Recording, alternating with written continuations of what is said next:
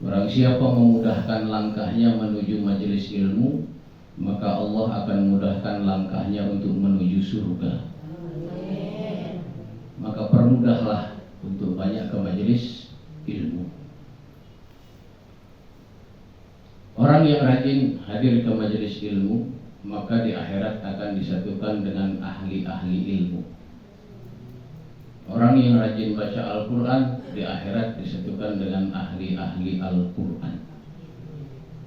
Hadis yang lain Nabi bersabda, majtama'a qaumun fi baiti min buyutillahi ta'ala yatluna kitaballah wa yatadarasunahu bainahum illa nazalat alaihimus sakinah wa ghasyiyatuhumur rahmah wa hafathumul malaikah wa dzakarahumullahu fi man 'indahu. Tidaklah berkumpul satu kaum, satu kelompok orang-orang yang dia ngaji di salah satu tempat, atau di salah satu masjid, atau di salah satu mushola, atau di salah satu majelis ta'lim. Ini majelis ta'lim Asmaul Husna Nurun ala Nur. Mudah-mudahan Allah masukkan ke dalam kebarokahan ini, amin. Ya, makasih Bu. Di salah satu tempat ada yang mengajarkan, wa yatadarasunahu bainahum, ada yang mengajarkan, ada yang belajar. Saya mengajarkan karena ada yang belajar. Kalau saya ngomong sendiri namanya bukan belajar mengajar, bukan majelis taklim, tapi orang kacau.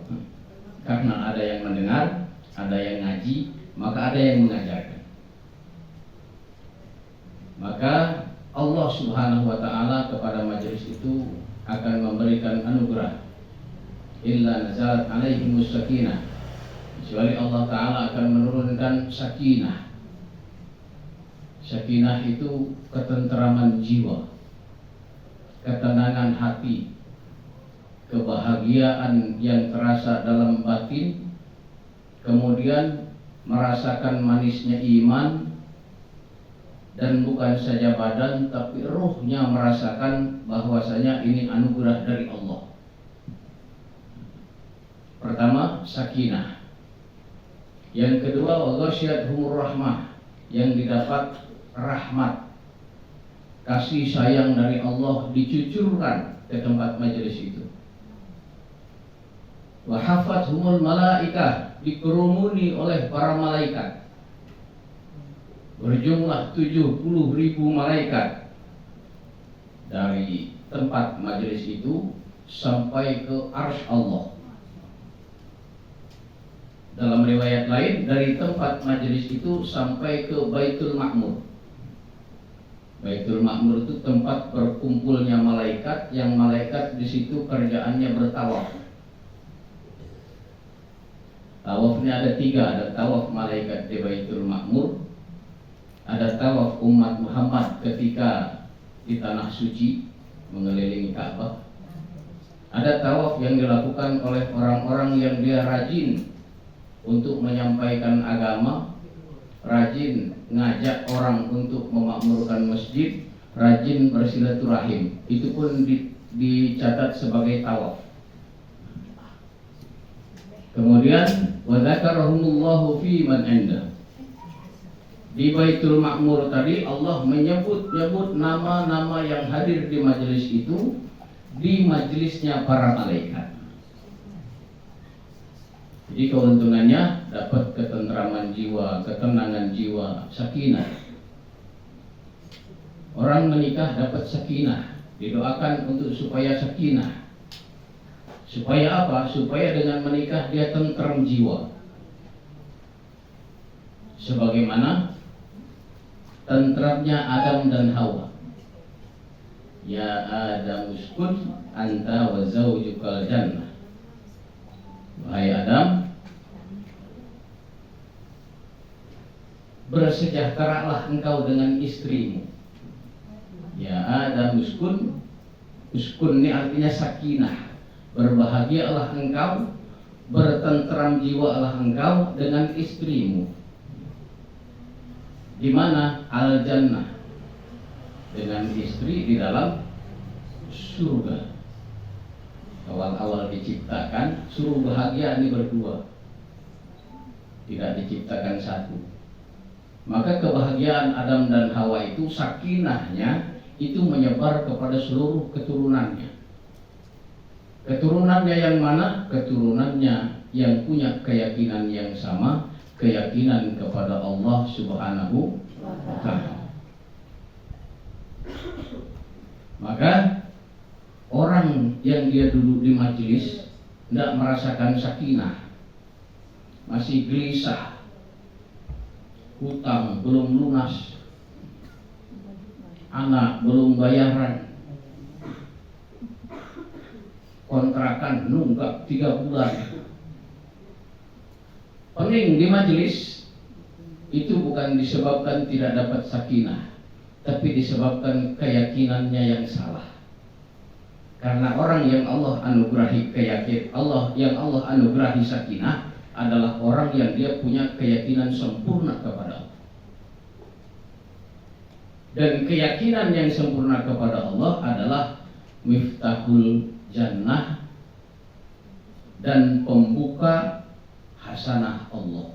Orang yang dia selalu yakinnya betul kepada Allah, Allah kasih dia sakinah, sehingga karena keyakinan itu sebagai pembuka hasanah Allah, seluruh rezeki ini kan dari hasanah Allah, maka mudah dia dapat rezeki.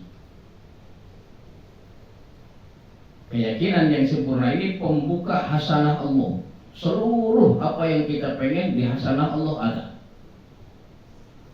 Maka ketika keyakinan kepada Allah rusak, lalu keluar perkara-perkara yang menjadikan hilangnya sakinah, rezeki juga susah datangnya. Paham Ibu ya? Paham ya?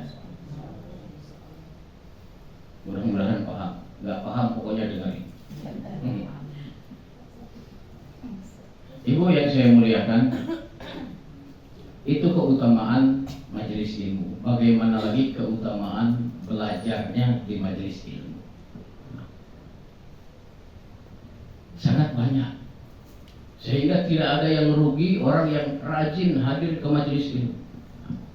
Datangnya saja sudah diampuni dosa. Satu hari Nabi buat majelis di masjid, majelis ilmu, majelis ta'lim wa ta'allum. Sebenarnya sempurnanya itu bukan majelis ta'lim ya, majelis ta'lim wa ta'allum, majelis belajar dan mengajar. Cuman di kita Indonesia ini sudah jadi bahasa umum majelis ta'lim. Nabi buat majelis ta'lim. Lalu Nabi Shallallahu Alaihi Wasallam berdoa. Doanya didengar oleh Allah dan Allah mengumumkan kepada seluruh malaikat, wahai malaikatku, majelis ilmu itu seluruhnya yang ada di situ aku ampuni dosa-dosanya. Maka ada malaikat yang protes, ya Allah, yang di teras sama yang di pinggir pintu itu, dia orang yang hanya istirahat saja, tidak ikut ngaji, yang kebetulan dalam perjalanan dia capek. Kata Allah, aku tidak peduli, pokoknya orang yang ada di situ semuanya aku ampuni dosanya. Ini ajibnya majelis ilmu. Kemudian dalam satu kitab dijelaskan, tempat yang rutin ada majelis taklim, maka di sekeliling tempat itu majelis-majelis maksiat akan dihancurkan oleh Allah. Seberapa jaraknya? Jaraknya 40 rumah kanan, 40 rumah kiri, 40 rumah ke depan, 40 rumah ke belakang. Jadi ibu sebenarnya harus berlomba-lomba punya majelis taklim yang dekat rumah, di kampung kita sendiri, di tempat tinggal kita. Atau seperti Bunda bikin di rumahnya. Bukan untuk kebarokahan rumah saja, tapi akibat kebarokahannya tadi atau efek kebarokahannya tadi 40 rumah sekeliling. Bukan 40 rumah sekeliling, bukan. 40 rumah ke sana, 40 rumah ke sana, 40 rumah ke sana, 40 rumah ke sini. Dihilangkan oleh Allah maksiat. Jadi kalau banyak maksiat, kita sebenarnya tidak perlu susah untuk memberantas maksiat itu dengan cara kita, nggak bisa. Isinya nanti malah ribut, bermusuhan. Menumpas majelis-majelis maksiat itu dengan majelis taklim. Tapi istiqomah bukan cuma sekali. Ada majelis maksiat, ada tempat maksiat di tempat saya, Pak. Besok saya buat majelis taklim pengajian, tapi cuma sekali, ya nggak bisa. Dia harus istiqomah terus. Kalau seminggu sekali, kalau tiap hari, kalau 2 minggu sekali, 2 minggu sekali. Maka dari keistiqomahan itu nanti Allah yang akan menghapuskan tempat-tempat kelalaian atau tempat-tempat maksiat. Ini keutamaan majelis taklim. Jadi kalau selama ini kita merasa bahwa majelis taklim ini keuntungannya hanya untuk kita saja, tidak. Keuntungannya sangat banyak. Orang yang rajin belajar ilmu, belajar ya, bukan rajin dengan kepintaran ilmu, tidak. Dalam Islam ini tidak dituntut untuk pintar, tidak dituntut untuk cerdas, tapi diperintahkan untuk belajar. Diperintahkan untuk belajar, tidak diperintah untuk pintar. Maka belajarnya ini, sehingga seandainya kita membaca Al-Quran saja, jangan menghitung banyaknya, tapi hitung dari per hurufnya. Sebagaimana Nabi menjelaskan dalam satu hadisnya, man qara'a harfan min kitabillah, barang siapa yang membaca satu huruf dari kitab Allah Al-Quran, falahu bihi hasanatun, maka baginya dia mendapatkan satu hasanah. Wal hasanatu bi asri amsalihah, satu hasanah ini sama dengan 10 kebaikan, sama dengan 10 pahala. Satu huruf yang kita baca dapat 10 kebaikan, satu huruf yang kita baca dapat 10 pahala. La aqulu alif lam mim harfun, kata Nabi, saya tidak mengatakan alif lam mim itu satu huruf, walakin alifun harfun, wa lamun harfun, wa mimun harfun. Akan tetapi alif satu huruf, lam satu huruf, mim satu huruf. Artinya ketika kita baca alif lam mim, berapa pahalanya? 30. Berapa kebaikan yang kita dapat? 30. Bisakah ibu dalam satu hari melakukan 30 kebaikan? Belum tentu. Dengan membaca alif lam mim sudah mendapatkan 30 kebaikan. Tidak usah hitung banyak dulu. Al-Quran itu rajin saja kita baca perharinya, satu baris atau satu ayat, syukur-syukur satu juz. Tidak bisa karena repot satu lembar. Selembar tidak bisa, satu muko bahasa Palembang. Satu muko itu apa? Sebelah lembar. Itu sudah banyak sekali. Bismillahirrahmanirrahim. Berapa huruf? Berapa huruf? Rajin baca, nggak tahu jumlahnya. Berapa huruf? 19 huruf. 19 huruf kali 10. Berapa dapatnya? 190 pahala, 190 kebaikan. Bisa ibu satu hari bisa melakukan 190 kebaikan? Tidak bisa. Rajin baca Bismillahirrahmanirrahim. Akan tetapi di dalam Islam ini harus dipahami juga berlaku perkara-perkara yang harus kita ketahui. Apa yang diajarkan? Pertama, imaniyah, perkara keyakinan, imaniyah. Yang kedua, ubudiyah. Apa ubudiyah? Amal-amal ibadah. Yang ketiga, muamalah. Apa muamalah? Hubungan yang berkaitan dengan transaksi antar sesama, jual beli, hutang piutang, sewa menyewa, saling memberi, kemudian gadai menggadai, sodako, seluruhnya masuk ke dalam muamalah. Upah mengupah, kerja dapat upah, itu masuk ke dalam muamalah. Berpolitik, itu masuk ke dalam muamalah. Yang keempat, muasyarah. Apa muasyarah? Bermasyarakat. Jangan hidup sendiri. Nggak bisa hidup sendiri, mati sendiri, mandi sendiri, dikubur sendiri, nggak bisa. Muasyarah. Nabi mengajarkan muasyarah, sangat banyak ayat dalam Al-Quran dan hadis Nabi yang memerintahkan kepada kita untuk muasyarah, bermasyarakat, saling bersaudara. Yang terakhir, yang kelima, akhlak. Jadi Nabi membawa agama Islam ini isinya ini 5: imaniyah, ubudiyah, muamalah, muasyarah, akhlak. Hilang salah satu, tidak sempurna Islamnya. Bukan imannya, Islamnya tidak sempurna.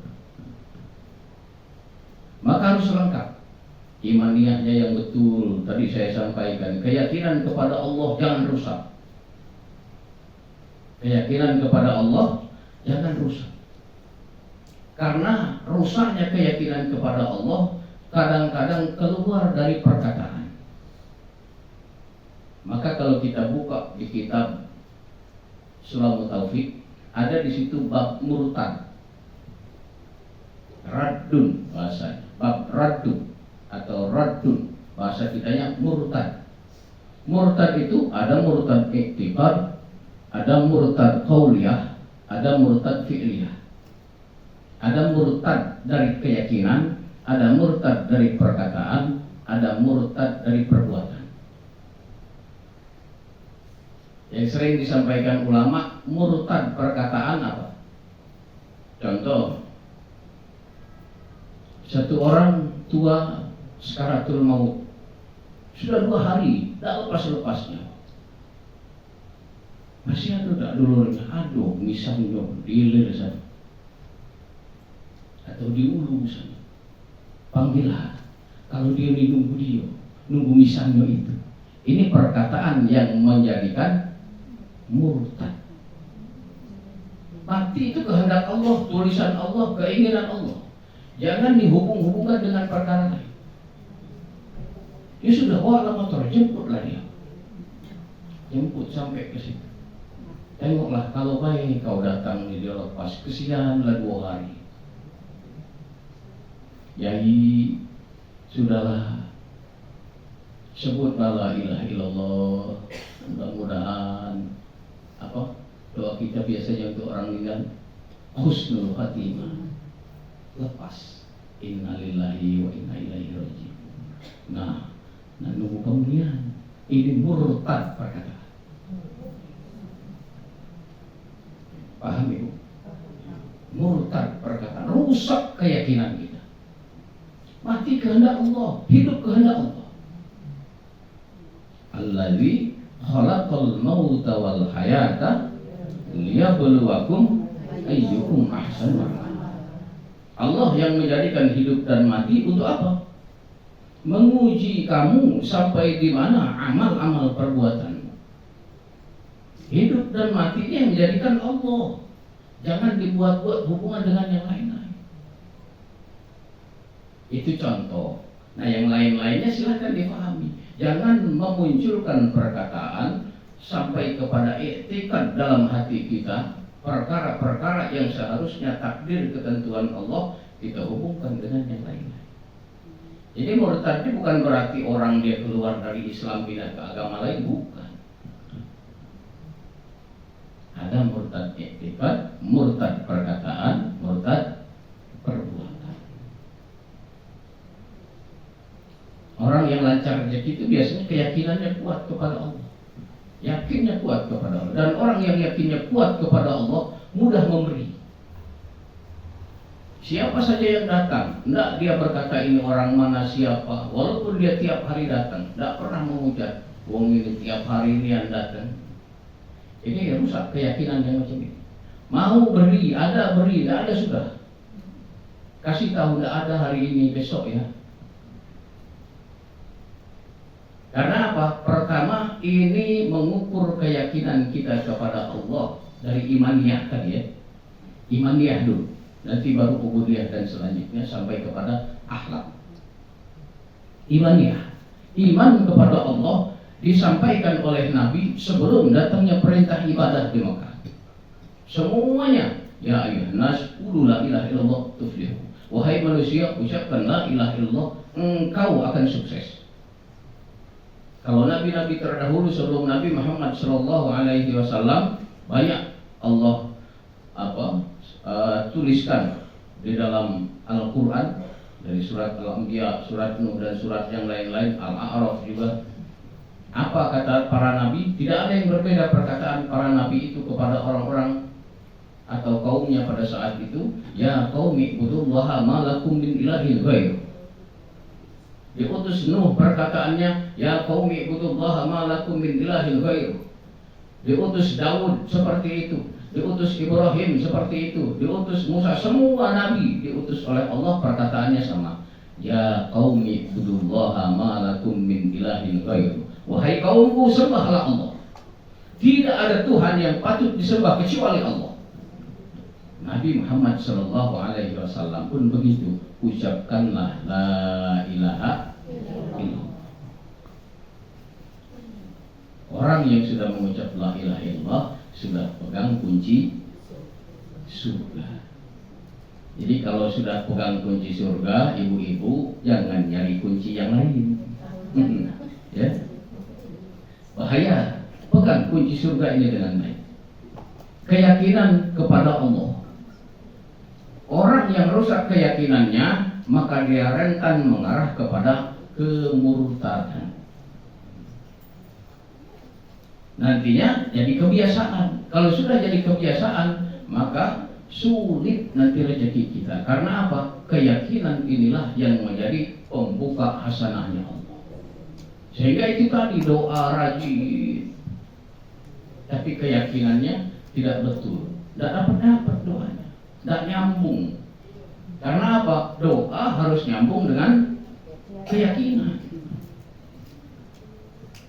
Orang yang keyakinannya betul, apa-apa dipermudah, tidak ada yang dipersulit. Karena apa? Dia tahu inilah yang memudahkan kehidupan saya. Sehingga salah satunya apa? Mudah memberi.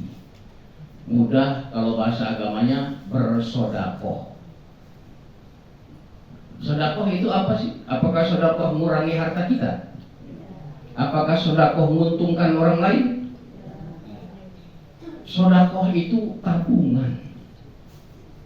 Tabungan untuk siapa? Untuk kita. Ibu, sodakoh itu tabungan. Tabungan untuk siapa? Untuk kita. Kenapa kita harus nabung? Karena kita setiap hari nagih kepada Allah. Kalau orang rajin nagih, tabungannya tidak ada, dapat enggak?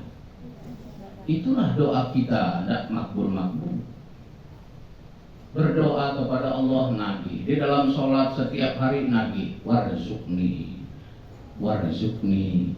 Warzukni itu apa? Hakikatnya minta ke Allah, nagih. Rabbi firli warhamni wajiburni warfa'ni warzukni. Diulang-ulang, warzukni.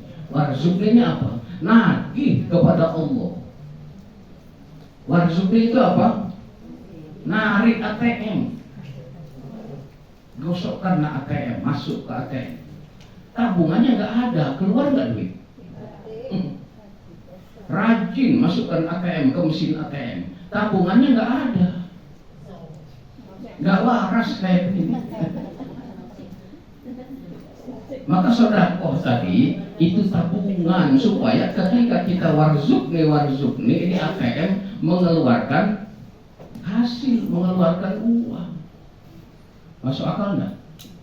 Masuk akal enggak? Jadi jangan sedekah itu diartikan sebagai ngabisi yang kita miliki, baik bentuknya uang, makanan, apa saja yang kita punya. Dengan apa mempermudahnya? Dengan keyakinan. Ada satu riwayat saya ceritakan. Dalam riwayat kehidupan Al-Imam Ahmad bin Hanbal rahmatullah alaih, beliau kurang lebih punya guru sampai kepada 360 guru berlainan tempat, sehingga menguasai banyak ilmu.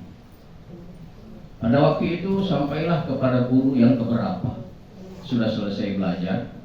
Wahai tuan guru, kemana lagi saya harus belajar setelah ini? Kata gurunya, wahai Ahmad, engkau datanglah ke tempat itu. Ditunjukkan alamatnya oleh gurunya tadi. Datanglah ke tempat itu. Perjalanannya jika engkau berkuda 1 bulan baru sampai. Dia rumahnya sendirian di pinggiran padang pasir. Namanya ini. Belajarlah engkau ke sana. Berangkat. Singkat cerita, sampai-sampai kehabisan bekal, Imam Ahmad dikerja bangunan untuk dapat nambahi bekal. Begitu sampai di tempat tujuan, rumah yang terpencil sendirian tadi, seorang syekh mahaguru. Syekh mahagurunya tadi sedang memberi makan anjing. Roti dikasih makan ke anjing. Begitu sampai Imam Ahmad, namanya masih dalam tahapan belajar gitu kan, agak curiga. Saya ditunjukkan guru besar, masyaikh yang sangat mulia, tapi kok kasih makan anjing? Agak curiga. Tapi itu dalam hati, nggak diucapkan. Karena belum belajar ilmu hakikat. Orang kalau belajarnya hanya ilmu syariat saja, kebanyakan curiganya daripada keyakinannya. Seperti itu orang-orang terdahulu. Maka begitu sampai turun dari kuda, Assalamualaikum, dijawablah oleh guru besar tadi, Waalaikumsalam warahmatullahi. Kalau yang ucapkannya Assalamualaikum, maka boleh dijawab Waalaikumsalam. Ini namanya nakiroh. Tapi kalau yang salamnya Assalamualaikum warahmatullahi wabarakatuh, maka yang menjawabnya Waalaikumsalam warahmatullahi wabarakatuh. Ini namanya makrifah. Dua-duanya boleh, pakai cara nakiroh boleh, pakai cara ma'rifah boleh. Ini ucapan salam. Jadi tidak ada ini salah, ini benar, semuanya benar. Hanya setiap perkara ada yang dia lebih afdol daripada yang satunya. Jadi ucapan Waalaikumsalam itu yang lebih afdolnya adalah Waalaikumsalam warahmatullahi wabarakatuh. Dua-duanya benar, tapi kedudukannya lain. Yang satu nakiroh, yang satu makrifah. Nanti belajar, pahamlah apa nakiroh, apa makrifah. Yang jelas dua-duanya boleh, tergantung yang ucap salamnya apa. Paham Ibu ya? Maka Imam Ahmad mengucap Assalamualaikum saja. Dijawablah oleh guru besar tadi Waalaikumsalam saja, tidak panjang. Jadi yang jawab ini tergantung yang salam. Kalau panjang dijawab panjang, kalau pendek dijawab pendek. Kalau dia panjang kita jawab pendek, pelit namanya. Jadi harus sama dengan ucapan. Tapi tidak nengok, masih ngasih makan anjing. Waalaikumsalam, masih nyuapi anjing kan. Dia menunggu karena tidak mau mengganggu guru besar. Adabnya dipakai supaya apa? Supaya ilmu itu mudah masuknya. Banyak orang belajar ilmu susah masuknya karena tidak tahu adab. Itu biasanya seperti itu. Maka begitu selesai, anjing tadi pergi. Anjing tadi pergi, sudah makan roti. Saya belum makan roti, mau minum dulu tapi boleh ya. Bismillah.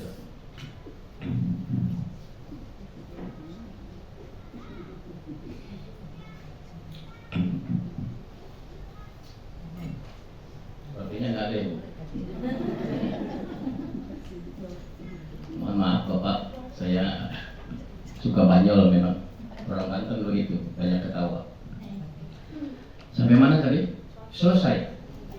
Ya, anjingnya pergi. Maka dihampirilah.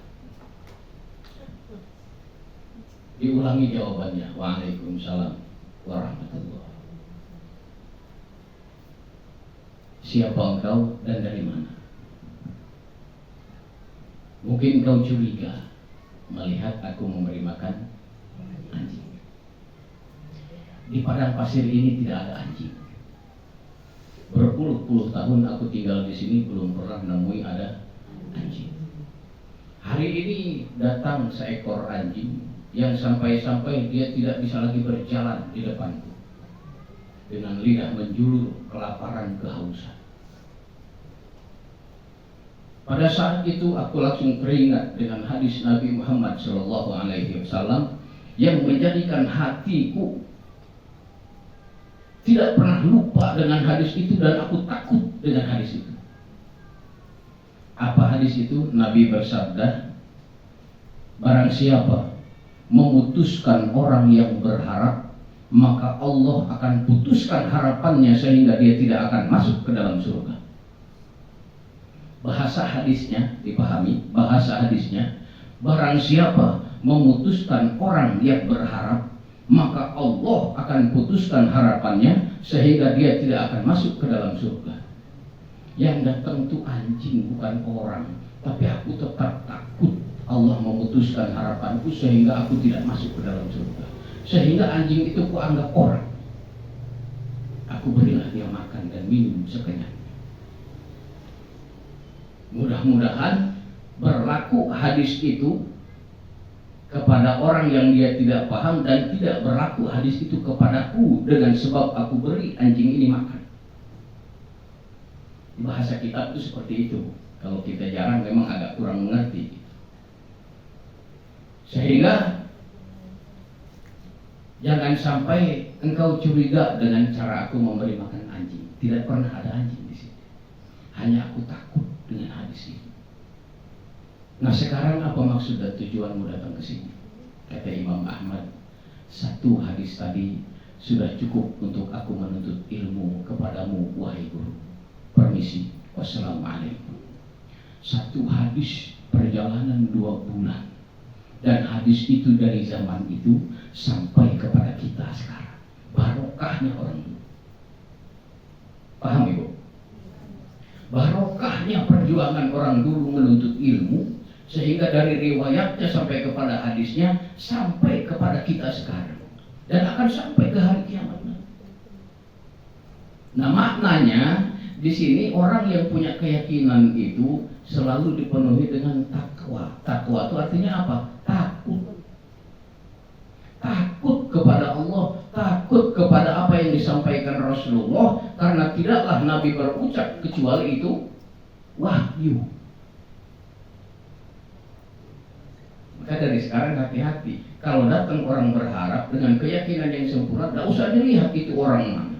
Apakah dia sering atau jarang, apa dia ini bersih atau kotor. Begitu dia berharap, kasih. Buat apa? Buat menyempurnakan keyakinan kita. Dengan begitu berkuranglah sifat suudzon. Karena ketika kita suudzon dengan keadaan manusia, pada saat itu kita sudah suudzon kepada Allah. Jangan salah dan jangan dibedakan suudzon kepada manusia lain kepada Allah lain. Tidak. Ketika suudzon kepada manusia, maka pada saat itu hakikatnya kita sudah suudzon kepada Allah. Laki aku pak ada pacar mencari hari-hari, tak bergantung dengan mertua. Ada yang berkata begitu. Suudzon kepada suami, dia sangka ini bukan suudzon kepada Allah. Masih dihidupkan kok oleh Allah.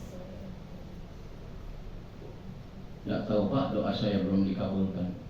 Tidak tahu apakah kami ini tidak dipandang lagi oleh Allah. Hidup ini cak susah. Di manalah aku nak merasakan rahmat Allah, kekuasaan Allah, Masya Allah. Ibu bisa bernapas. Apakah itu bukan rahmat Allah? Hari ini ibu masih hidup walaupun makan sehari sekali. Apakah itu bukan rahmat Allah? Memegang dengan sempurna, berjalan dengan sempurna, masih melahirkan keturunan. Kenapa nak ngungkit-ngungkit keburukan? Apa itu semua bukan rahmat Allah? Napas ini, nggak bisa napas ini. Kalau sudah nggak bisa napas, masuk rumah sakit, beli oksigen itu berapa? Ada yang pernah beli oksigen di rumah sakit? Berapa? Kalau harus bayar kepada Allah berapa ratus juta? Keyakinan kepada Allah, iman dia penting. Bukan sekedar ilmu iman, amal dalam iman. Kalau ilmu iman, orang Nasrani, orang Kristen itu hari-hari dia ke gereja belajar iman, ingin jadi orang beriman. Ilmu iman, orang kafir pun bisa belajar. Tapi hakikat iman, di mana letak iman? Ibu pernah belajar di mana letak iman? Di mana? Di hati. Karena Allah ciptakan diri kita ini 3 unsur. Ada jasad, ada hati, ada satu lagi apa? Ruh. Manusia itu sempurna kalau dia ada badan, ada hati, ada ruh. Ini namanya manusia. Allah anugerahkan Islam untuk badan. Allah anugerahkan iman untuk hati. Allah anugerahkan ihsan untuk ruh. Ketika belajar iman, para sahabat Nabi berkumpul di hadapan Nabi. Bukan Nabi saja menjelaskan, tapi datang malaikat Jibril menyerupai laki-laki yang sangat tampan. Ini riwayatnya sahih di salah satu kitab. Datang malaikat Jibril, tapi yang ada di majelis Nabi nggak ada yang kenal. Kalau dibilang orang jauh, tapi kok bersih, rapi seperti orang dekat, tapi nggak ada yang kenal. Sehingga semuanya diam. Duduklah Jibril berhadapan dengan Nabi Muhammad SAW, sehingga lututnya, duduknya kayak duduk tahiyat awal begitu. Sehingga lutut Jibril itu ditempelkan ke lutut Nabi. Ditanya pertama, ya Muhammad, mal Islam? Wahai Muhammad, apa itu Islam? Maka Nabi menjawab, al-Islamu an tasyhada an la ilaha illallah wa anna Muhammadar Rasulullah. Rukun Islam dijelaskan. Tuqimus shalah, tu'tiyaz zakat, semua dijelaskan oleh 5 rukun Islam. Selesai dijelaskan, maka malaikat Jibril menjawab, shadaqta, kamu betul. Dia yang bertanya, dia yang membetulkan. Maka para sahabat semakin bingung, ini orang, dia yang nanya, dia yang betulkan. Kedua, ya Muhammad, mal iman. Wahai Muhammad, apa itu iman? Ini pelajaran berharga tentang Islam, iman dan ihsan, langsung dari malaikat Jibril kepada para sahabat yang hadir. Ini riwayat yang luar biasa. Kata Nabi, al-imanu, iman itu adalah antuk minubillah wa malaikati wa rusulihi wa kutubihi. Terus dijelaskan rukun iman. Ada berapa? Ada berapa? Percaya pada Allah, pada malaikat, pada kitab, pada nabi. Kemudian yang kelima, pada hari kiamat. Yang keenam, qadari khairihi wa syarrihi, kepada takdir yang baik dan takdir yang buruk. Begitu selesai dijelaskan oleh Nabi, kata Jibril, shadaqta, kamu betul.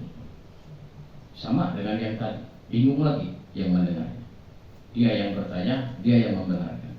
takdir baik, takdir buruk. Apa itu takdir baik?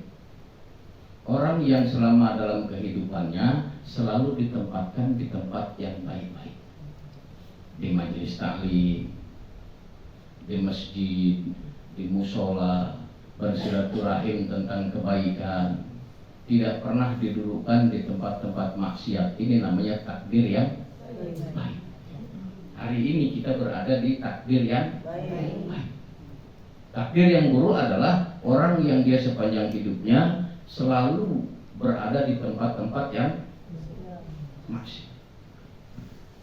Itu arti sederhananya takdir baik dan takdir buruk. Jadi takdirnya jangan diartikan ketentuan semacam kematian, tapi perjalanan hidup kita ini berada dalam takdir. Sekali lagi saya sampaikan, perjalanan kehidupan kita berada dalam takdir. Ditakdirkan jadi orang kaya, walaupun pemalas pasti jadi orang kaya. Ditakdirkan jadi orang miskin, walaupun rajin, siang malam gak berhenti kerja, tetap miskin. Berlaku dalam kehidupan kita.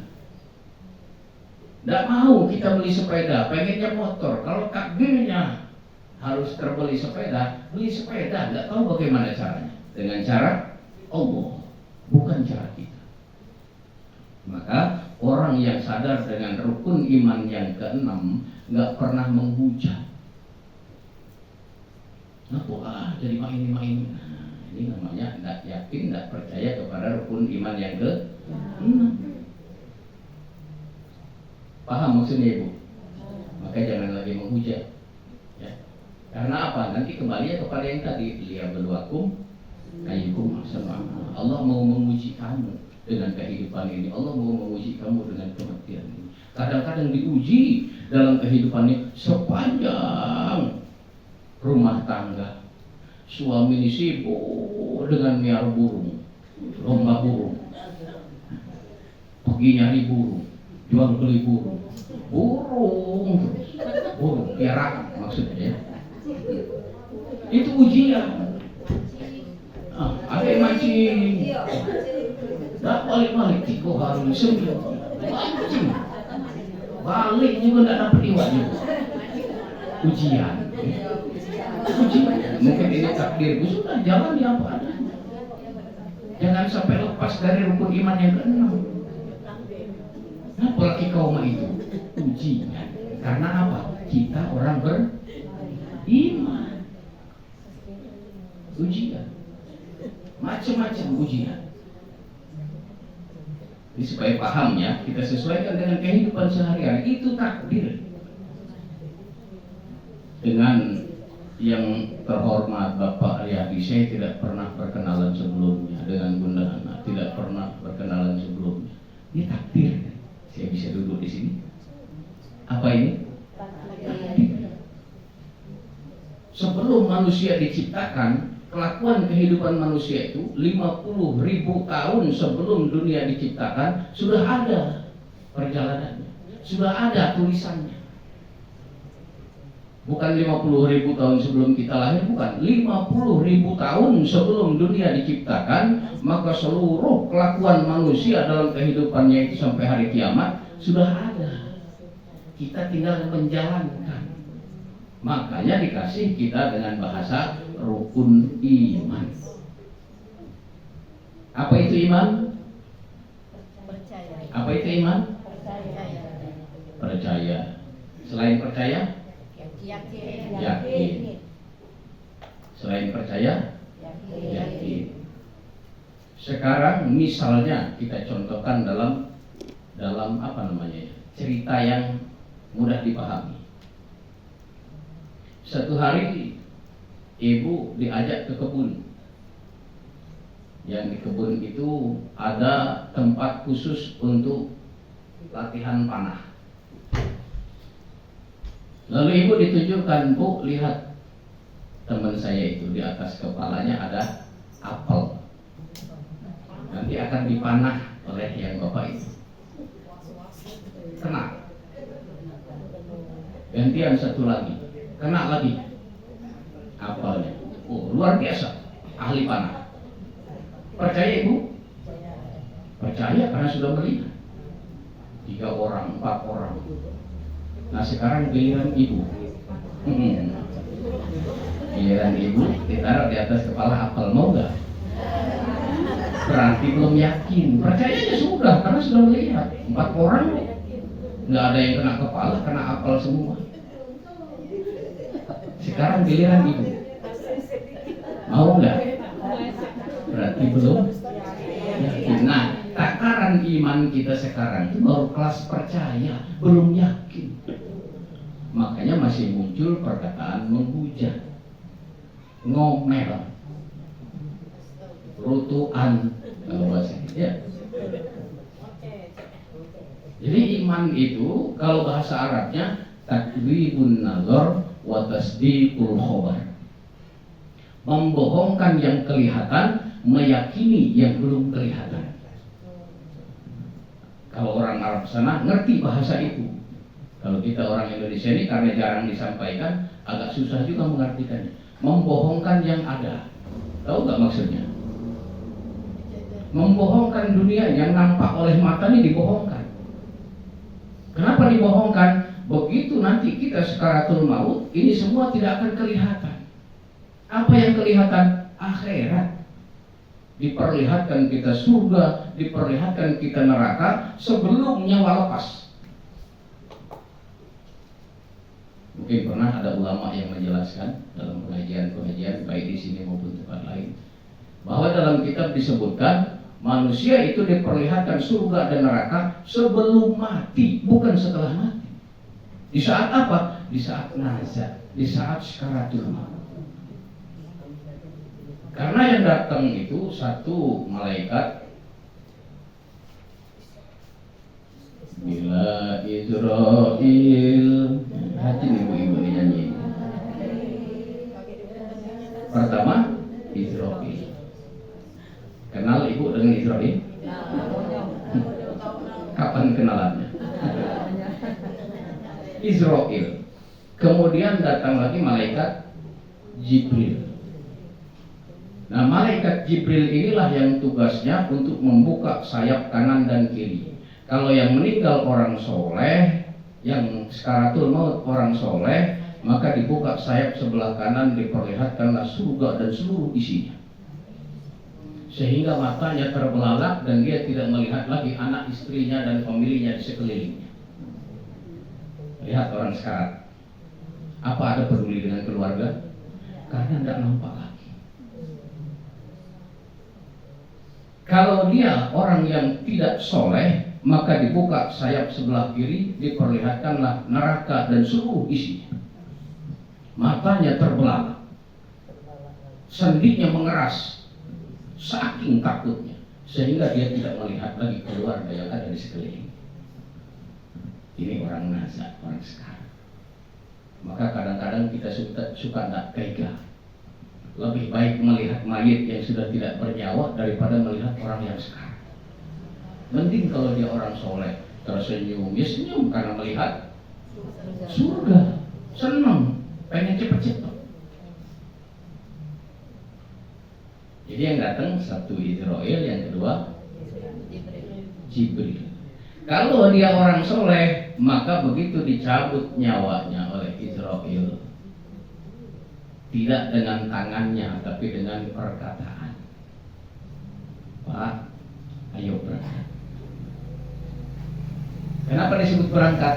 Karena orang soleh sudah tahu jalannya, sudah tahu tujuannya. Kendaraannya dia punya.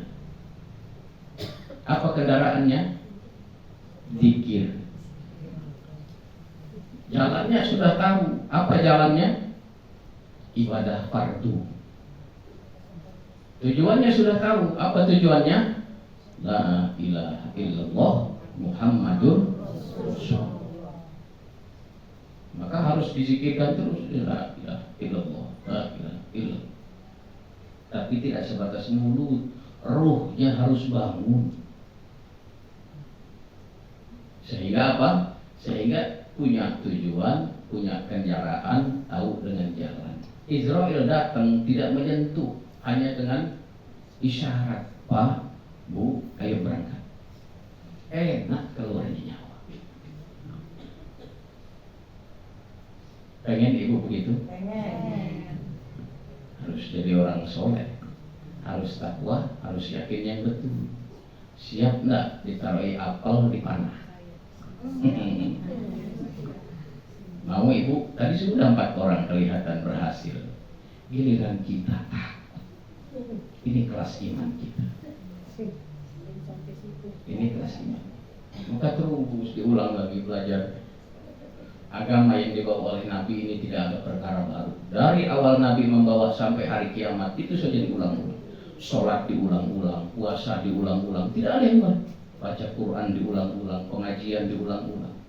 Di dalam pengajian pun tidak ada yang baru. Sebagaimana Al-Quran isinya 3 saja yang disampaikan dalam pengajian. 1, cerita masa lalu, cerita para nabi, cerita para sahabat, cerita kisah-kisah orang soleh, cerita orang-orang yang diselamatkan oleh Allah, cerita orang-orang yang dicelakakan oleh Allah, cerita masa lalu. Quran itu isinya pertama 1 bagian itu. Pengajian setiap ustadz menyampaikan pertama itu. Yang kedua, cerita masa yang akan datang. Kita bakal mati masuk kubur. Dikubur seperti ini, seperti ini. Selesai dikubur datang hari kiamat akan seperti ini. Kumpul di padang mahsyar, di mizan, di sirat, ke neraka atau ke surga. Ini namanya masa yang akan datang. Masa depan. Apa itu masa depan? Ya itu masa depan. Semua manusia itu masa depan. Yang ketiga, masa sekarang. Harus bagaimana kita hidup sebagai hamba Allah. Itu saja ibu bapak yang disampaikan oleh setiap ulama itu tidak keluar dari itu. Cerita dalam Al-Quran pun tidak keluar dari itu. Tidak ada yang baru, diulang. Sholat diulang, zikir. Kenapa sholat diulang-ulang? Supaya semakin hari sholat kita semakin baik, semakin khusyuk, semakin sempurna. Karena sangat banyak kekurangan. Begitu juga baca Quran, begitu juga zikir, begitu juga puasa. Ini maksud diulang-ulang.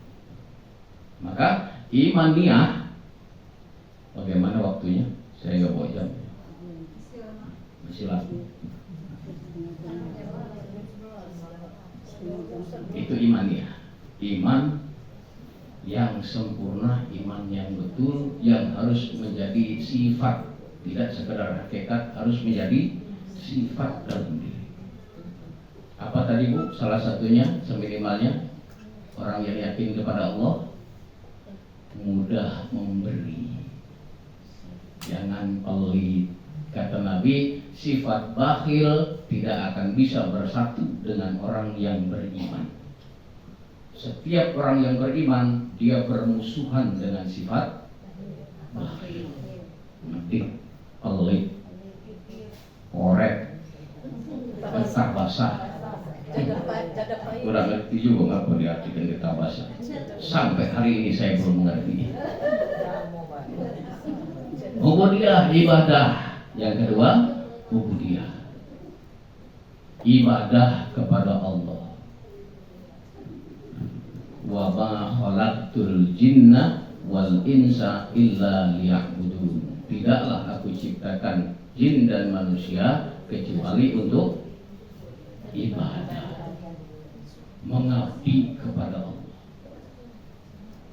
Yusalli fardhu dhuhri 4 raka'atin mustaqbilal qiblati adaan ma'muman lillahi ta'ala. Allahu Akbar. Ini awal di mana kita berjanji dan bersumpah mau mengabdi kepada Allah. Jangan diam, karena sholat tidak ada diam. Sholat itu berisi dengan gerakan dan bacaan. Diajarilah dalam bacaannya oleh Allah, inna sholati wa nusuki wa mahyaya wa mamati. Tadi dengan gerakan Katakan sekarang dengan ucapan, sesungguhnya sholatku, ibadahku, hidupku, matiku hanya untuk Allah. Kalau hidup mati untuk Allah, ibadah sholat untuk Allah, jangan berutuan, jangan menghujat, jangan ada suudzon. Apa yang terjadi sudah ketentuan Allah. Jangan jadi pembicaraan. Lebih baik zikir. Kalau mau ngomong yang baik. Wa qulu qawlan sadida. Kalau bicara yang baik. Ini perintah Allah. Kalau mau jadi Islam yang baik itu begitu. Kebiasaan-kebiasaan buruk tinggalkan. Karena apa? Sudah bersumpah, hidupku, matiku, sholatku, ibadahku lillahi rabbil alamin. Ibu berangkat ngaji dari rumah, lillahi rabbil alamin. Untuk Allah, bukan untuk macam-macam. Walaupun ada perkara-perkara lain selingannya, ya Bu. Bayar cicilan sama Bunda Ana, misalnya. Jangan tersinggung, misalnya. Tapi niatnya lillah. Ini wajib. Orang yang niatnya lillah, maka sepanjang dia berjalan ngaji sampai kepada pulang, dia dihitung sebagai fisabilillah. Orang yang berangkat bekerja untuk mencari nafkah yang halal bagi keluarganya dengan lillah, maka sepanjang dia bekerja statusnya fisabilillah. Ini sebaik-baik status manusia, fisabilillah. Di jalan Allah, hidup di jalan Allah. Kalau dia mati maka mati di jalan Allah. Mulia. Nanti pulang sampai ke rumah maka dapatnya mardotillah, diridhoi oleh Allah. Lillah, fisabilillah, mardotillah. Harus seperti itu kehidupan orang Islam. Sehingga ibadah yang fardu, yang namanya sholat, kan dipisahkan antara sholat dengan ibadah ya. Sholat termasuk ibadah, tapi ibadah tidak hanya sholat. Termasuk mencari nafkah yang halal itu ibadah. Mencari nafkah yang halal. Mencari nafkah kalau yang haram bukan ibadah. Mencari nafkah yang halal itu ibadah. Maka dipisahkan bahasanya, inna sholati wa nusuki. Sesungguhnya sholatku dan ibadahku. Ibadah ini banyak. Menikah ibadah, bekerja ibadah, sedekah ibadah, silaturahim ibadah, bicara yang baik ibadah. Ibu tidur, berangkat tidur baca doa bismika Allahumma ahya wa amut. Bangun tidur baca doa alhamdulillahilladzi ahyana ba'dama amatana wa ilaihi nusyur. Tidurnya ibu yang pules, ngorok dan ngiler dihitung ibadah. Orang Islam ini luar biasa ya. Maka jangan disia-siakan, karena waktu yang Allah beri kepada kita itu pendek, hanya 24 jam. 24 bagi 3 berapa? 24 bagi 3 berapa Bu? 8 jam tidur, kenyang nggak? 8 jam kerja, capek nggak? Yang 8 jamnya ini untuk apa? Kalau tidak ibadah, rugi kita. Perhitungannya dalam kehidupan itu seperti itu. Jangan menghitung berapa umur kita. Umur kita hanya 24 jam. 8 jam tidur kenyang, 8 jam kerja cukup. Sisa 8 jamnya untuk apa? Mau diisi gibah saja? Ya Allah. Ini diingat, ini umur kita. Maka jadikan ibadah 24 jam jadi ibadah. Kerja berangkat baca doa bismillahirrahmanirrahim, wala haula wala quwwata illa billah, dapat rezeki alhamdulillah, sampai ke rumah subhanallah walhamdulillah wala ilaha illallah wallahu akbar wala haula wala quwwata illa billahil aliyyil azim. Berikan kepada keluarga lillahi ta'ala. Jadi ibadah. Kegiatannya jadi ibadah saja orang Islam. Harus beda dengan yang lain. Sholat. Apa yang disebut sholat? Kalau di dalam kitab fikih, sholat itu diawali dengan takbiratul ihram, diakhiri dengan salam. Itu di fikih. Tapi dalam hakikatnya sholat itu bukan diawali dengan takbir diakhiri dengan salam, Bu. Diawali dengan adzan, diakhiri dengan doa. Nah itu sholat. Kalau tidak begitu, oleh Nabi pun ditegur. Ada satu orang sahabat kalau selesai sholat pulang, selesai salam pulang, selesai panggil, setiap selesai salam pulang, kamu nggak mau berdoa sama saya, kata Nabi. Sholat itu nggak selesai dengan salam, selesainya ketika selesai doa. Dalam kitab Fathul Bari, Syekh Al-Hafidh Ibnu Hajar Al-Asqalani menyebutkan sholat itu awalnya adalah ajabatul muadzini bin niyati sholati fil jamaah. Mendengar azan, memperkenankan azan dengan niat untuk sholat berjamaah. Ini awal sholat. Jadi setiap mendengar azan harus ada niat untuk sholat berjamaah. Adapun keadaannya nanti, kalaupun tidak bisa sholat berjamaah karena sakit di tempat tidur, sholatnya di atas tempat tidur dihitung pahala berjamaah. Jadi ketika berkumandang azan, maka seluruh orang Islam ini wajib untuk niat sholat berjamaah. Ibu wajib niat, bapak wajib niat, semuanya orang Islam wajib niat. Itu kapan? Ketika mendengar azan. Tempat kami tidak kasih azan, Pak. Hafalkan waktu-waktu sholat. Zuhur masuk jam berapa? Misalnya jam 12. Ketika masuk jam 12, wajib untuk niat sholat berjamaah, walaupun sholatnya tidak berjamaah. Kalau kita balikkan ke kitab fikih, di kitab fikih disebutkan apabila masuk waktu sholat, baik berkumandang azan ataupun tidak, maka semuanya kita wajib dalam hati untuk niat melaksanakan sholat. Andai pun masih sibuk, misalnya ibu belum selesai bekerja, maka niatkan, ya Allah, ini sudah adzan, saya niat mau melaksanakan sholat zuhur, tapi belum selesai pekerjaan, sekira 30 menit lagi baru saya melaksanakan sholat. Harus seperti itu. Karena apa? Repot tadi kan? Tapi ketika adzan wajib niat, saya akan sholat. Tapi setelah beres ini setengah jam. Ketika setengah jam selesai, ibu sholat, maka pahalanya sempurna. Ketika selesai setengah jam, ternyata meninggal dunia, maka dia mati dalam keadaan tidak meninggalkan sholat.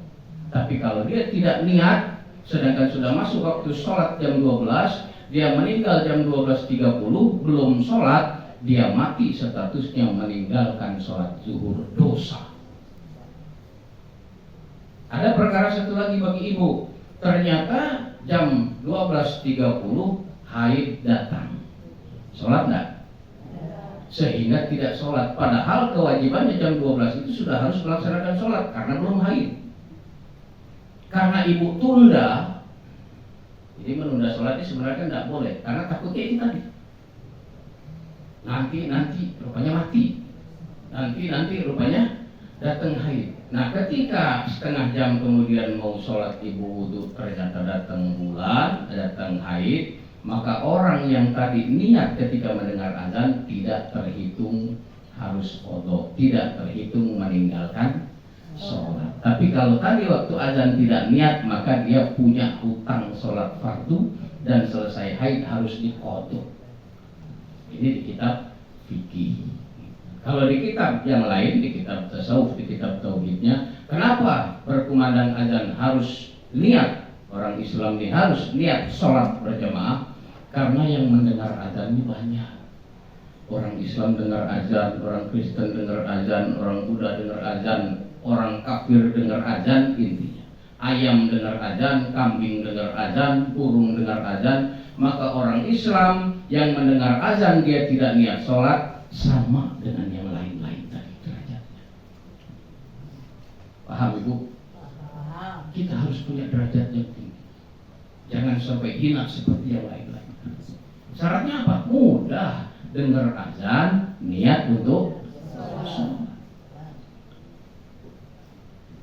Selesai dengar azan, niat sholat. Kalau bagi bapaknya, maka Langkah keduanya isbagul wudu'a alal makari, menyempurnakan wudu di saat sulit. Sempurnakan wudu di saat sulit sekalipun, gelap mati lampu, atau badan lagi demam, atau mungkin susah air, banyak sebutan sulit itu banyak. Kemudian selesai wudu, kasratul khuta ilal masajid, memperbanyak langkah menuju masjid. Kemudian sampai ke masjid, intizarul jamaah, menunggu jamaah yang lain. Maka tidak boleh orang selesai azan langsung qomat. Tidak boleh orang selesai azan langsung iqamah. Harus menunggu jamaah yang lain. Salingannya apa? Boleh sholat 2 rakaat, boleh berzikir, boleh membaca Al-Quran. Zaman dulu tidak ada jam. Tapi permasalahan ini juga muncul, para sahabat bertanya, ya Rasulullah, saya ini malas sholat qobliyah. Maka menunggu dari azan ke qomat itu kira-kira berapa lama? Nabi tidak nyebut berapa menit karena tidak ada jam. Maka kata Nabi, sekira ukuran orang selesai mandi, dia pakai baju, lalu dia berwudu, baru qomat. Ini bahasa lama, bahasa zaman Nabi. Maka kita bisa ukur waktunya, orang selesai mandi, pakai anduk, pakai baju, lalu dia berwudu, baru dia qomat. Itu ukurannya. Kemudian baru kita menyempurnakan sholatnya. Keutamaan-keutamaan ibadah fardu sangat banyak, juga keutamaan-keutamaan ibadah sunnah. Itu ubudiyah. Jadi sudah imaniyah, ubudiyah, muamalah, muasyarah, akhlak kita lanjutkan di pertemuan yang akan datang kalau saya diundang lagi. Tapi kalau enggak, hadir di majelis saya. Mudah-mudahan bermanfaat. Ada sejenak waktu kita sama-sama muzakarah. Bukan bertanya artinya saya bisa menjawab pertanyaan, tidak. Kita ngaji ini muzakarah, saling mengulang, saling mengingatkan, sama-sama belajar. Yang ngajar belajar, yang diajar juga belajar. Dipersilakan, ada waktu. Sambil minum boleh. Ya, Bu. Assalamualaikum warahmatullahi wabarakatuh. Ustadz tadi mengatakan bahwa jangan menolak orang yang berhajat. Ya, seandainya ada teman kita atas ya, dia mau minjam uang dan kita, sedangkan kita tahu keadaan datang itu oleh, kan berarti kita beruang, kita pinjami, dia kan berjanji tanggal sekian katanya mau bayar. Tiba-tiba lewat di tanggal itu, sudah itu ada juga sudah bertahun-tahun saya pinjam uang, dia bersumpah-sumpah mau dibayar, tapi tiba-tiba kita tahu bahwa dia tuh beli bedeng, beli ini dan sebagainya. Iya, sudah itu kita WA gimana, sudah beli bedeng dan sebagainya, atau begitu. Iya, katanya masih nanti untuk anak sekolah dan sebagainya, kan belum bayar utangnya. Ya banyak alasan, tapi dia sumpah-sumpah asal ada uang nanti saya antarkan ini semacamnya itu gimana atas itu. Sedangkan kita sabar gitu kan, biasa kan kita bantu kan menolong itu ya. Terima kasih. Baik Ibu, bagus sekali pertanyaannya. Ini memang sudah jadi kebiasaan banyak dalam kehidupan kita. Enggak saja cerita di Ibu atau di kampung yang lain atau di pulau-pulau yang lain, hampir banyak kejadian seperti ini. Ya, ini sebenarnya babnya bukan masalah kita memutuskan orang berharap. Akhirnya ini larinya ke bab hutang. Terlepas dari perkara memberinya tadi, Ibu sudah cukup memberi pertolongan. Terlewat dari itu, maka masuklah kepada hukumnya, hukum hutang. Hutang ini dihukumi sunnah, walaupun dalam sebagian yang lain dihukumi mubah. Boleh-boleh saja, tapi ada juga disebut sunnah. Kenapa sunnah? Ya, Nabi juga punya pengalaman berhutang, para sahabat juga punya pengalaman berhutang. Maka hutang ini masuk ke dalam bagian muamalah. masuk dalam bagian muamalah. Di dalam surat Al-Baqarah sudah banyak sebenarnya dijelaskan. Kalau kitanya rajin membaca dan kitanya punya iman yang betul, akan melaksanakan hutang piutang yang betul, baik yang berhutang maupun yang menghutangi. Bagaimana kejadiannya yang seperti itu? Lama, bertahun-tahun mengingkari janji, kelihatan beli pedeng. Ini di kitabnya nggak ada dibeli pedeng. Ya, artinya seperti itu. Munasib memenuhi syarat untuk bayar hutang, malah yang lain-lain. Yang pertama, dihukumi berdosa karena menunda membayar hutang sedangkan dia mampu untuk membayar hutang. Sama dengan hukum haji, Bu. Ibu sudah cukup duitnya untuk berangkat haji, tidak ada kebutuhan yang lain, gitu kan? Badan sehat. Kemudian waktunya berangkat haji pun ada. Artinya memang masuk bulan Zulqa'dah, Zulhijjah, gitu kan. Tapi tidak berangkat, malah duitnya dibelikan mobil atau dibelikan bedeng tadi, maka dia berdosa. Kenapa berdosa? Sudah cukup syarat, malah digunakan yang lain. Sedangkan berangkat haji itu rukun Islam. Sama orang berhutang seperti itu. Walaupun hutang itu sunnah, orang yang dia sudah munasib, sudah memenuhi syarat untuk bayar hutang, tapi tidak bayar hutang digunakan yang lain, maka dia berdosa. Itu yang pertama. Yang kedua, orang yang dia menghutangi orang lain, misalnya ibu menghutangi berapa? 1 juta katakanlah ya. Ibu menghutangi 1 juta kepada orang itu. Sepanjang dia belum bayar hutang itu, maka ibu dinilai bersedekah 1 hari 1 juta. Sampai kapan? Sampai orang itu bayar hutang ke kita. Ya. Kakek dulu, belum selesai. Belum masuk bab lupa ini. Bab pahala dulu. Ya. Saya jelaskan supaya kita ngerti hukum hutang itu seperti apa dalam Islam.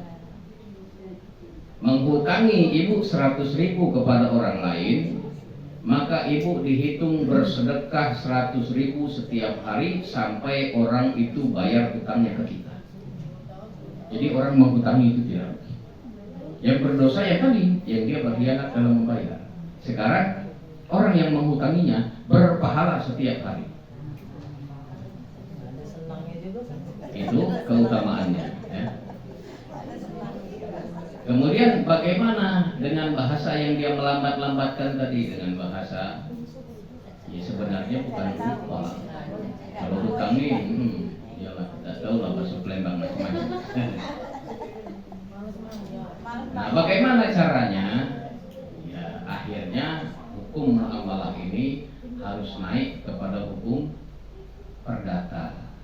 Ketika memang kita tahu orang itu bisa bayar, sedangkan jumlahnya pun sampai puluhan juta, maka naiklah ke hukum. Pertama, bikin surat perjanjian dulu. Jangan ke polisi dulu, bikin surat perjanjian dulu. Kapan kamu nak bayar, bikin surat perjanjian di atas materai.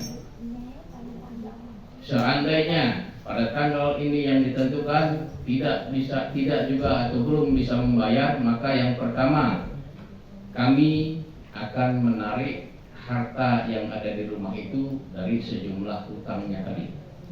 Yang kedua, kami akan melanjutkannya ke ranah hukum. Nah, mudah-mudahan dengan surat perjanjian ini tergerak hatinya untuk bayar. Tapi kalau hutangnya cuma 100.000, 50.000, dan usah. Yang puluhan juta ya, yang jutaan lah. Nah, untuk apa?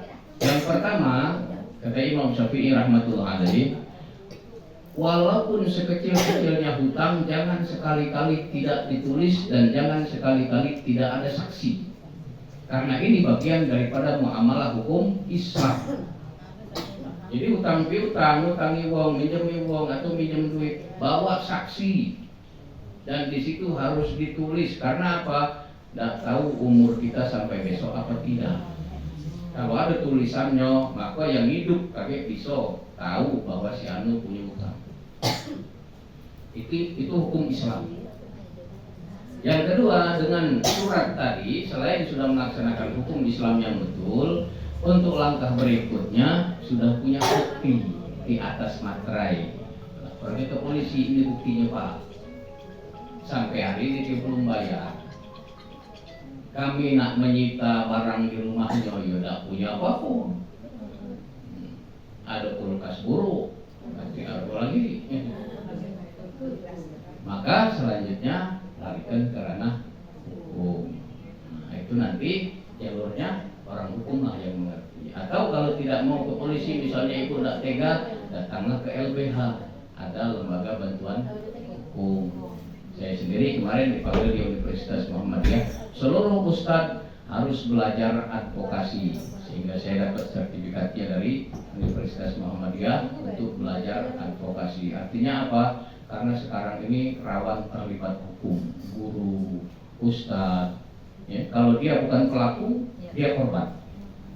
Jadi zaman sekarang ini yang punya pekerjaan dalam perkara hukum, kalau dia bukan pelaku, dia pasti jadi korban. Ancamannya itu, maka harus mengerti hukum. Dibuatlah di kita LBH. Kurang lebihnya seperti itu Ibu penjelasannya. Jadi jangan berlarut-larut. Kalau memang besar, Ibu buat surat perjanjian di atas materai. Jangan sampai mengeluarkan perkara yang tidak baik. Sama-sama Ibu. Masih ada waktunya?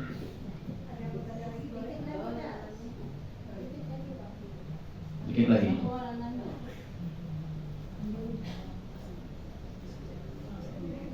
Silakan Ibu. Nah, asam urat kaki gue. Assalamualaikum warahmatullahi wabarakatuh. Waalaikumsalam warahmatullahi wabarakatuh. Saya punya usaha, Ustaz. Nah itu saya udah buat majelis taklim itu sekitar 2 tahun yang lalu. Jadi, tapi saya agak kayak menekan ya, karena saya owner, jadi saya berharap semua karyawan saya itu bisa belajar agama. Saya pijitnya syar'i, kalau pijit cowok, kalau cewek. Mereka tinggal bersama saya, Ustaz, satu rumah. Nah, jadi tapi yang saya lihat selama 2 tahun ini ada yang ikhlas ikut pengajiannya, kajiannya, ada yang terpaksa karena itu perintah atasan atau owner gitu. Tapi saya tetap istiqomah sampai sekarang. Alhamdulillah ada satu karyawan saya yang sudah 19 tahun tidak sholat. Itu beliau sekarang menjadi sholat terus, sebelum kerja dia sholat gitu. Dia sholat sampai dihadiahin sama ustadz yang mengisi itu sajadah. Jadi yang pengen share sama Ustadz, apakah yang saya lakukan itu udah benar? Karena masih banyak yang merasa mereka kayak terpaksa gitu. Kadang Ustadznya udah datang, mereka belum duduk di depan. Itu saya kajiannya itu hari Senin pagi, dari jam 8 sampai jam 10 saya off-kan semua kegiatan. Saya wajibkan mereka ikut dari ojeknya, dari terapisnya, semuanya harus belajar. Apa yang mereka nggak bisa, dari fikih, dari apapun itu Ustaz. Nah, itu yang saya bertanyain, benar lah yang sudah saya lakukan, dan saya tetap istiqomah sudah 2 tahun berjalan. Jadi memang yang saya sedih kadang mereka kayak terpaksa gitu Ustaz. Kadang belum selesai Ustaznya udah ada yang kabur gitu kan. Kadang buat emosi saya juga. Itu Ustaz, terima kasih. Assalamualaikum warahmatullahi wabarakatuh. Waalaikumsalam warahmatullahi wabarakatuh. Ya, sangat bagus sekali Ibu. Yang seperti ini memang sudah berlangsung lama.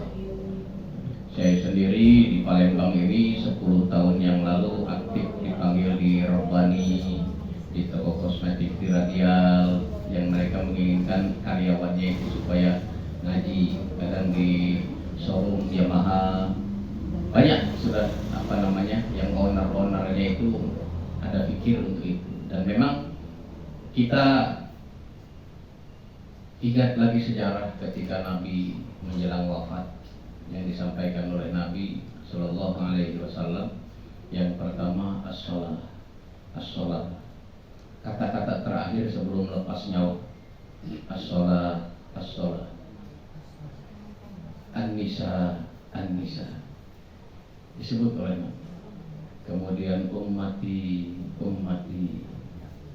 yang ujungnya kata Nabi, wa ma malaikat aimanukum.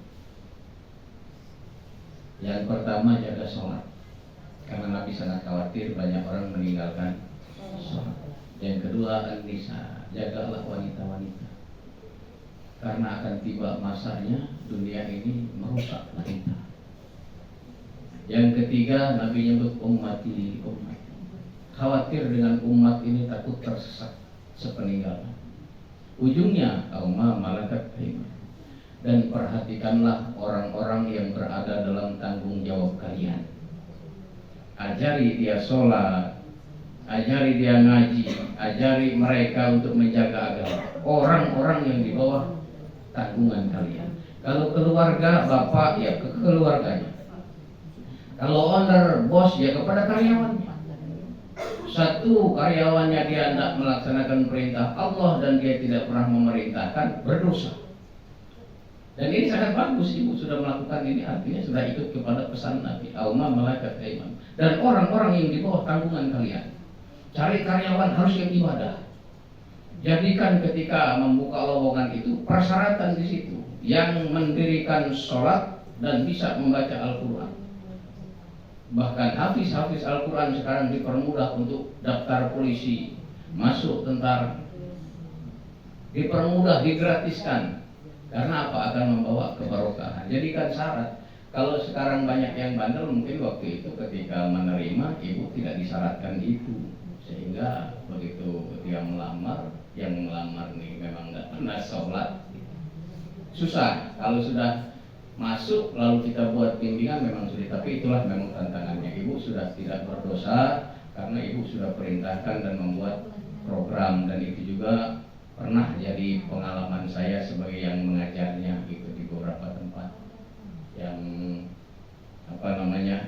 sekarang masih eksis itu di Steak and Shack itu Pak Haji di daerah itu Jalan Pahlawan, Jalan Pramuka. Nah itu pun restoran seperti itu, kafe-kafe seperti itu, ternyata ada kepedulian ownernya untuk supaya karyawannya ini ngaji, buat santunan, bulan puasa sudah sangat baik. Dan ini ibu sampaikan kepada owner-owner yang lain, harus seperti itu, harus ngaji. Karena apa? Berdosa kita kalau tidak ada satu kata perintah kepada orang yang di bawah tanggungan kita. Demikian ibu. Lanjutkan. Ya lanjutkan. Kalau perkara dia mau dilanjut atau diberhentikan itu hak prerogatif ibu. Kira-kira menjengkelkan ya sudah ganti saja. Silakan. Langsung ya. Astagfirullahaladzim, astagfirullahaladzim, astagfirullahaladzim. Allahumma shalli ala Muhammad wa ala Muhammad wa barik wa sallim radhiyallahu kulli sahabati Rasulillahi ajma'in.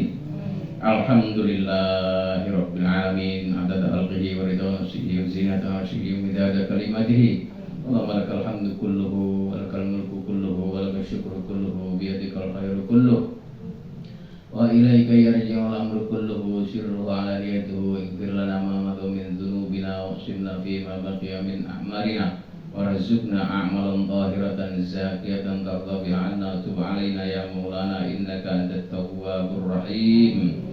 Allahumma ya man nuruhu fi sirrihi wa sirruhu fi khalqihi afina nuyuri nadirina wa taghin wa qulubil hasidina wal baghin kama afaitar ruha fil jasadi innaka ala kulli syai'in qadir, innaka ala kulli syai'in qadir, innaka ala kulli syai'in qadir. Allahumma akrimna bil fahmi wa hifdhi wa qada'il hawaiji fid dunya wal akhirah innaka ala kulli syai'in qadir, innaka ala kulli syai'in qadir, innaka ala kulli syai'in qadir. Allahumma inna nas'aluka bimaqidil izzi min arshika wa muntaha rahmati min kitabika wa ismika al-azam wa jaddika al-a'la kalimatika tammati kulliha anta ghfirlana wa tayyana wa tuyassira umurana wa tufarrija humumana wa kurubana wa taqdiya hajatina wa taqdiya hajatina wa taqdiya hajatina wa duyunana wa tahdiyana wa tahdibina wa taj'alna sababan liman ihtada. Allahumma ighfir lana li walidayna warhamhum kama rabbawna shighara wa li jami'il muslimina wal muslimat wal mu'minina wal mu'minat wal ahya'i minhum wal amwat ya rabbal alamin. Warzuqna kama lam taba'ati lahu zahiran nabatinan fi afiyatin wa salamatin bi rahmatika ya arhamar rahimin. Rabbana hab lana min azwajina dzurriyyatina qurrata a'yun waj'alna lil muttaqina imama. Rabbana taqabbal minna innaka antas samiul alim wa tub 'alaina innaka antat tawwabur rahim. Rabbana zalamna anfusana wa illam taghfir lana wa tarhamna lanakunanna minal khasirin. Rabbana atina fid dunya hasanah wa fil akhirati hasanah wa qina adzabannar. Wassallallahu ala sayyidina Muhammadin nabiyil ummi wa ala alihi washabbihi wasallam. Walhamdulillahirabbil alamin. Terima kasih atas segala perhatian, mohon maaf atas segala kekurangan. Kafaratul majlis, subhanaka Allahumma wa bihamdika asyhadu an la ilaha illa anta astaghfiruka wa atubu ilaik. Wassalamualaikum warahmatullahi wabarakatuh.